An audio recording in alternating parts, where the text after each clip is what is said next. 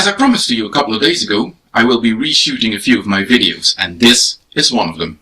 Now, when I first started on YouTube, I made a series of videos on the topic of death. And, of course, I was still very shy and reluctant to put myself in front of the camera, so what I did is made slideshow videos. Text on slides, with music in the background, and you know where this is going. So, I'm going to be reshooting these videos. And before I launch into this video, I would like to ask you to just do two things for me when you're watching this video. First of all, watch the whole of the video before you post a comment, please. And secondly, after you've watched the video, please keep in mind one thing. This is going to be a series of videos. Death is too deep a topic to cover in just one video. So I'm going to be shooting several videos on this topic, and in each video I'm going to look at the topic from a different angle, from a different perspective. So if you feel that I've come out of this video not having covered an important perspective of death, you'd be quite right. It will happen in another video. So we have to start talking about death to bring ourselves back right to the very basics of the nature, what it actually is to die, what death actually is. And the big problem that we have about death is not so much that we fear death or anything like that, it's the language that we use in relation to death. And that leads to all sorts of crazy misunderstandings about death.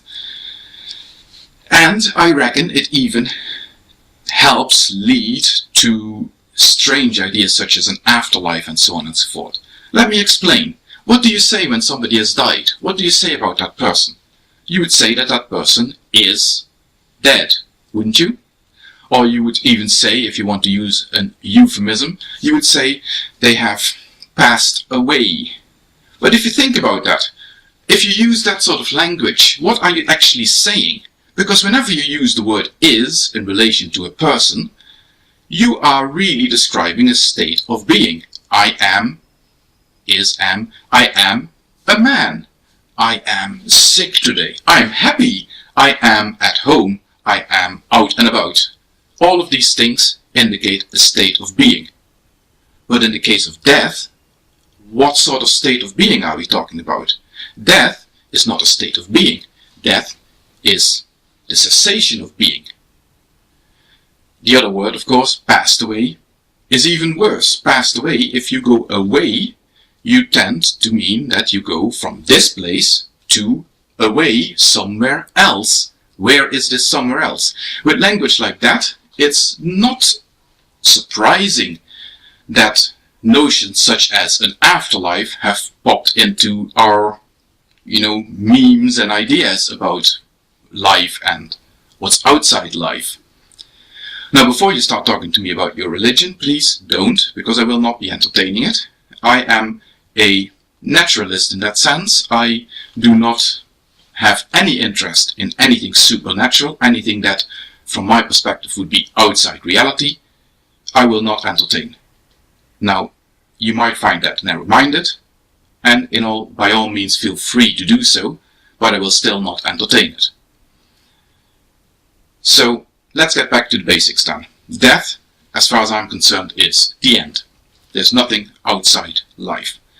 But you need to realize, then, that there are a few things that are implied by that. Because if you first come across this idea, if you first start realizing that your life, this physical reality in which you take part, is all that there is, at first that might come across as an incredibly bleak prospect, wouldn't it?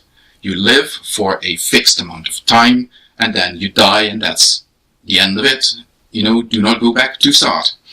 And yeah, it might sound very depressing, but let's actually walk up to that abyss and actually stare into it and actually start looking at what we're seeing there, because it actually isn't so bad at all. Now, Epicurus is somebody who's been thinking about this, and he took a naturalistic position on the subject, and he said, well, if death is the end of being, then death is literally nothing to fear. Death is nothing.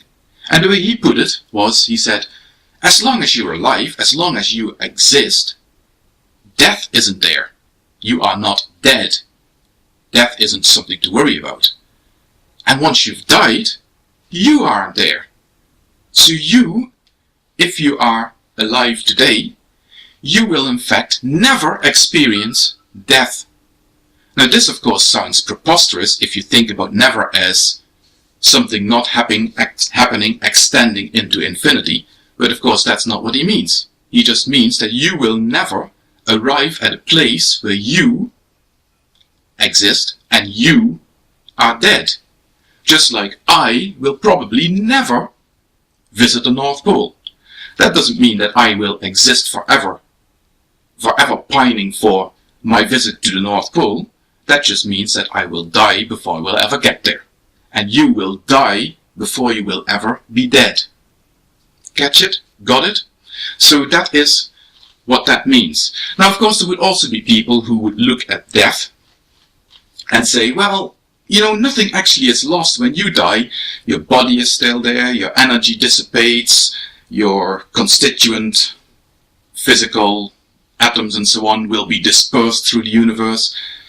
Nothing actually is lost, the energy is still there and so on. That is true, but that doesn't mean that you are going to survive death, does it? Look at yourself from the perspective of, say, you are akin to a wave. You throw a pebble in a pond. The pebble hits the water is disturbed, and the wave starts radiating out from where the pebble fell into the water. At that moment there is a wave in the water. The wave keeps going, until it hits the edge of the water. Now, yes, of course, the wave can bounce back from that, and so on and so forth, but no matter what way you look at it, at some stage, the wave will be dispersed, will have ceased to exist. The water will return to a state of calm. There is no more wave. Now, obviously, all the energies and whatever else that went into making the wave are still there. They got transferred as heat into the sides of the pond, and so on and so forth. They got transferred into sound waves as well that you could hear, and so on and so forth. But the actual wave in the water that started existing when that pebble hit the water, and that ceased to exist when the wave dissipated out into the sides of the lake, that wave has ceased to exist. And so will you. You will live for a finite amount of time, and then you will cease to be.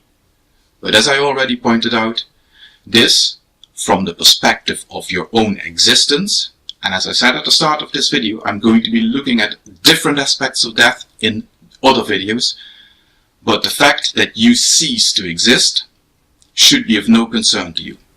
You, from your own perspective, will exist forever. You will never experience any moment in time in which you don't exist, because you cannot experience moment in time that you don't exist in. And that is the long and short of it. You could look at life as if it's a finite box in space-time in which you are positioned. The outside of the box, the bits in space-time in which you don't exist because you either weren't born yet or you have died, those bits of space-time are, of course, undeniably real. Of course they are. But they're not real to you. You will never experience anything outside this box that constitutes your life in space-time.